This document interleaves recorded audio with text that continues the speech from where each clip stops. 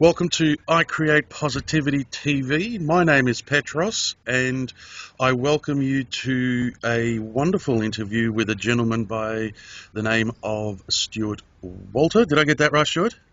You did. It's Oh, correct. wonderful. And Stuart is a hypnotherapist to, I won't say to the stars, but you certainly work with some pretty elite human beings. Why don't you tell us a little bit about what you do, Stuart? Right. Yeah, thanks for that, Petros. Thanks for the opportunity. I'm a clinical hypnotherapist and NLP practitioner. I deal with elite in business and in sport. What I look at is just looking at people's potential, what they can do, or even beyond that. So everyone has got a certain potential within them, and there's certain elements that hold them back, whether it's fear, doubt, uncertainty, inner beliefs.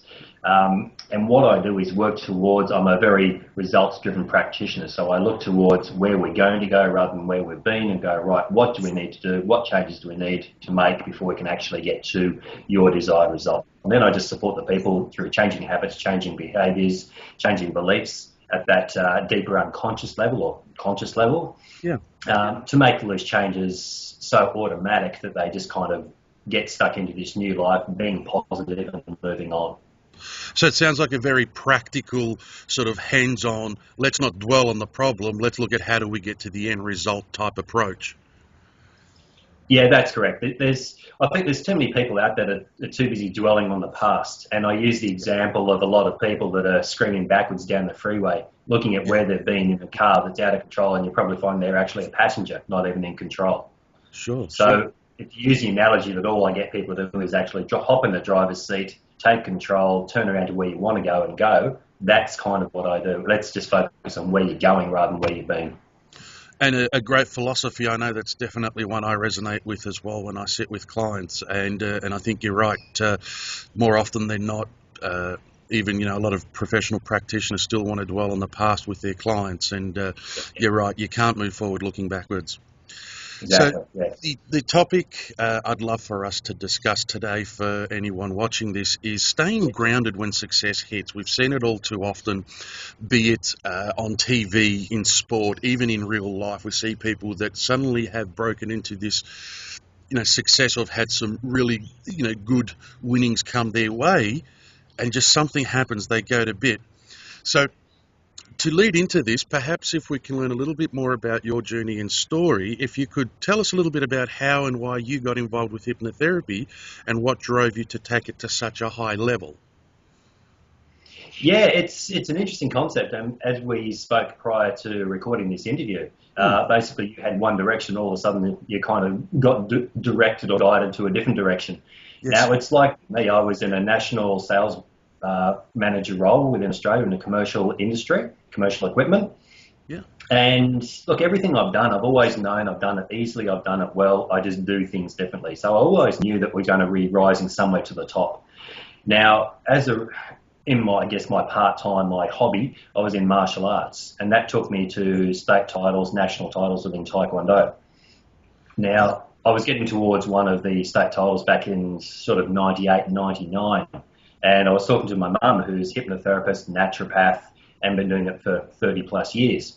Sure. And that was just one of the things. I said, well, this is what I'm looking at doing. She goes, I can help you. So went through one session. Afterwards, it was just incredible. The clarity, the focus, the results. And I just gone, that is amazing. And my sporting career took off.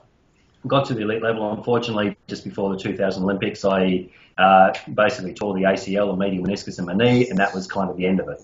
So again, you got to look at it and go, where was this going? What was happening? Let's look at the positive side of things.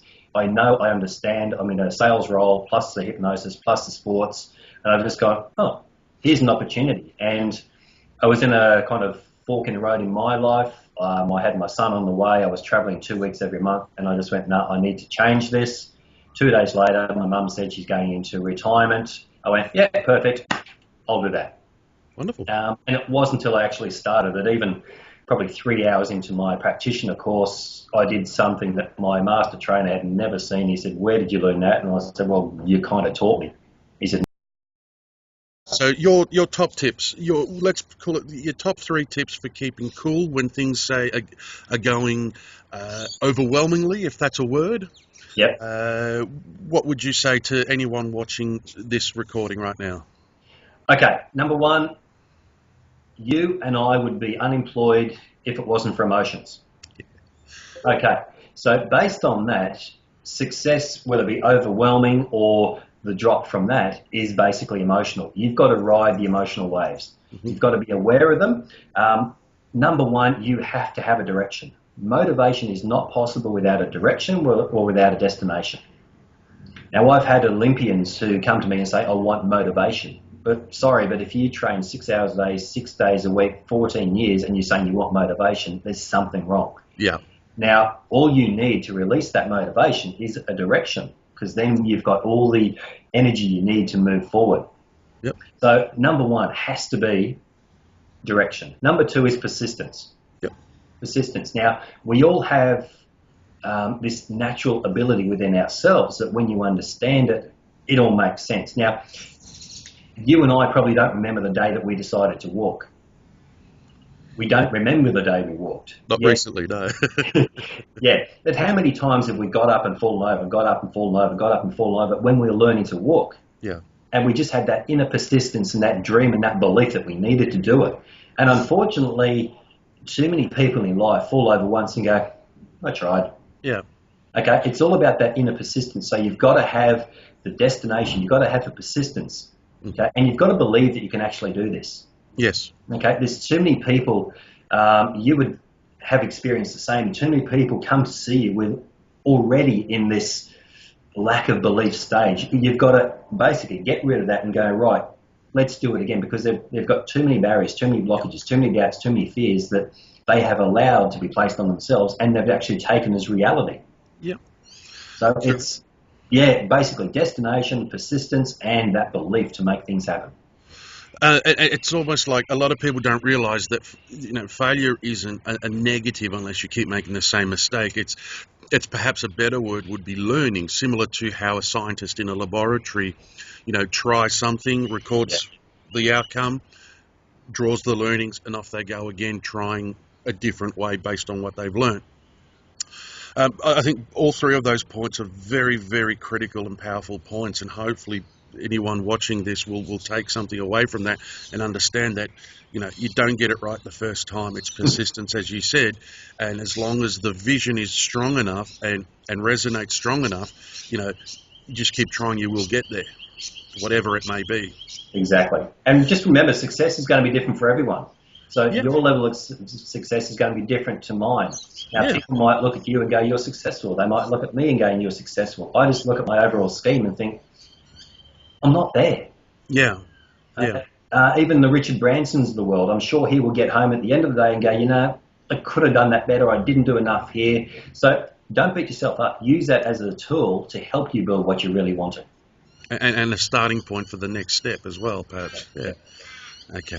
This question there, Stuart, and I thank you for your time and patience. Right. Why do you think it's important for, say, people to use positive resources like I Create Positivity's blog and their I Create Positivity TV? Okay, simply turn the news on in the morning and listen. The world is full of negatives. There's drugs, violence, murders, you name it, and that's just in the sports report. Yeah. Now, what happens is we get what we focus on. If you get enough negative, that's how you become.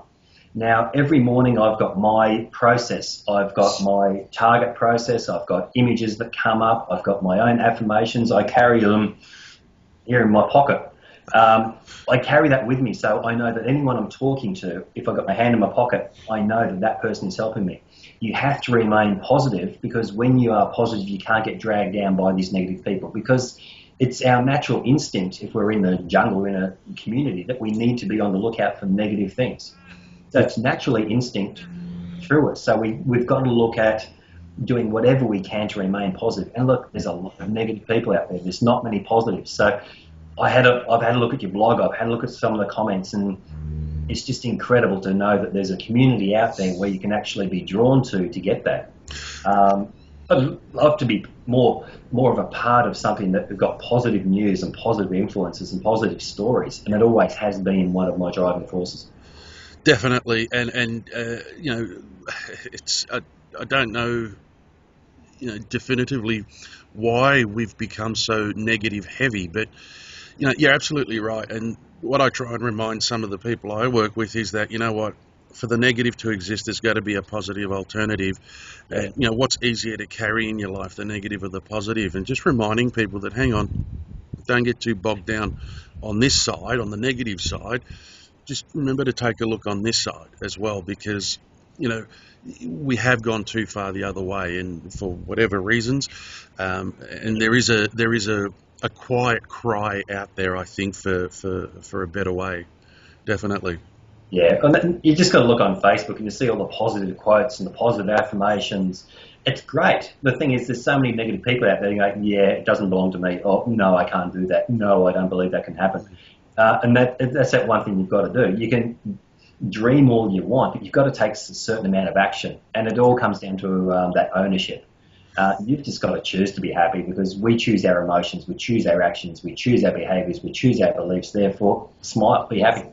And as long as you've got a choice, why not choose the one that actually gives you the more fulfilling life? Exactly. Or give yourself the permission to, and understand that, yes, it is real and you can have that. Yeah, totally agree. Stuart, I am so honoured that you've spoken with me today. I really enjoyed our chat. I think we got some really good insights there, and it's always great to meet a fellow person who is like-minded and shares the vision.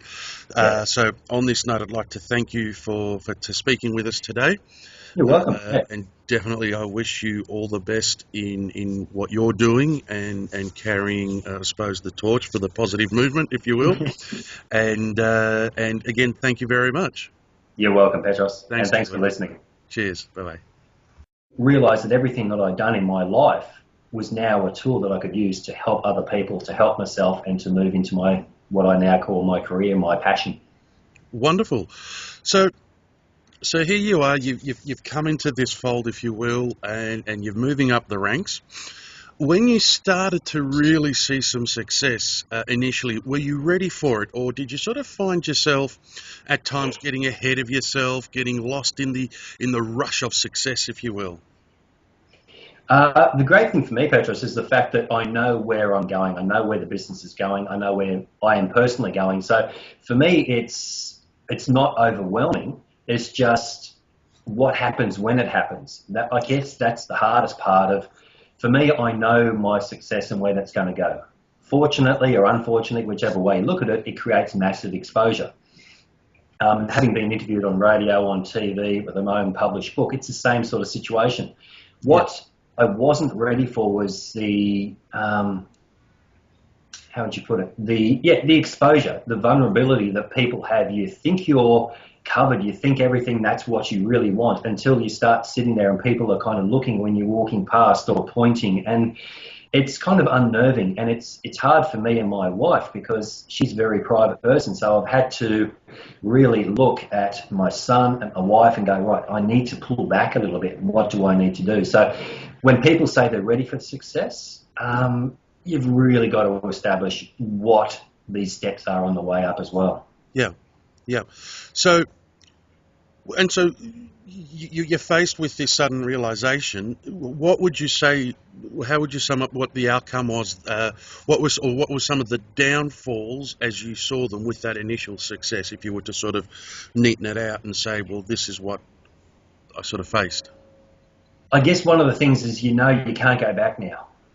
Yeah. You can't go backwards. Once you start getting noticed, getting that out there, look, my main focus is working with elite athletes, and that's kind of flowed really well into business. I'll give you an example of one of my athletes back in 2012 Olympics. Young girl, went up to the Olympics, went, yeah, this is my dream, fantastic, no problems. I also said, exactly as I said, are you ready for this? Yep, no problem at all. Unfortunately, when they came back, and it's well known that the higher you go, the more you're going to crash if it comes down. We've seen it with a lot of elite sports people. We're seeing it right now on TV. Any sports news, there's always these negative stories about incredible athletes Yeah. looking for that same drive, that same result, that same experience. And unfortunately, too many people aren't ready for it. So you won't get lost when you know what you're aiming at. Okay. Okay, there's too many people saying, I'm stuck in life, I'm lost. Now, all you need to do is just look down and you're there. It's Yeah. like, right, now you know where you are, where do you want to go? Forget about where you've been, as we said before. Yeah. Let's look at where you want to go. And you've got to be so driven and so focused to make this happen, because so many people get so close and they start getting what they would term negative exposure, and they just don't know how to deal with it because they're looking at the big picture, the fame, the fortune. They're not seeing the steps in between. Yeah. Or they're not looking at that true, authentic end result. They get caught up in the I guess the glitz and the dollars of it, so to Yeah, speak. Yeah. yeah, yeah, So at some point, you've probably reached the low point that from that sort of downfall. How yeah. did you get back up? How did you get back up? How do you stay grounded today? I guess how do you advise your clients to stay grounded based on your experiences? Yeah, well, based on my experiences, based on the tools that I use with my, I guess, entrepreneurs and world champion athletes, I use those same tools. I created them generally for me, to help me move forward, because no one I know in my profession is doing what I do. No one is going where I'm going. Now, Yeah. I won't say my opposition, but my mentors, my direction in life. If you look at Paul McKenna, who is probably the best hypnotist in the world, or most exposed, you look at the Anthony Robbins in NLP and Paul McKenna in hypnosis, that's kind of where I sit and where I'm heading up to. So I'm using those guys to kind of go, yeah, I'm on the right track. Now, Yes. unfortunately with that, people want to be part of this journey, but people are offering the world and not delivering. Yes. So You they're in put it for all the your... quick buck almost, perhaps. Sorry?